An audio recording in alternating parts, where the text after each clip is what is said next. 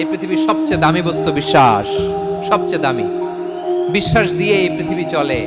এজন্য জ্ঞানীরা বলে বিশ্বাসে মিলায় বস্তু তর্কে বহুদূর, বলে না?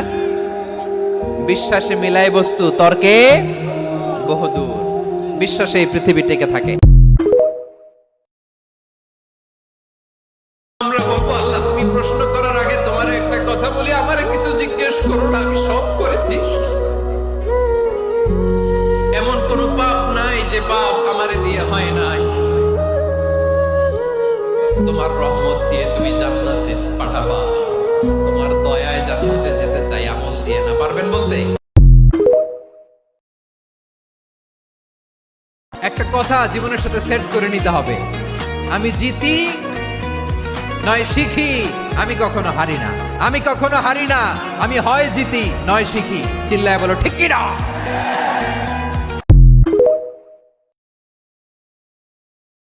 কারো ক্যান্সার দেখে যদি এই দোয়াটা আপনি বিশ্বাসের সাথে পড়েন, জীবনে কোনোদিন ক্যান্সার রোগে আক্রান্ত হবেন না। দুর্ঘটনা দেখে যদি পড়েন, ওই দুর্ঘটনা আপনাকে স্পর্শ করবে না। যে কোনো কারো বিপদ দেখে যদি কোনো বিশ্বাসী বান্দা এই দোয়া পড়ে, বিশ্বনবী বলেন লাম ইউসিবহু যালিকাল বালা, ওই বিপদ তাকে আর ধরবে না।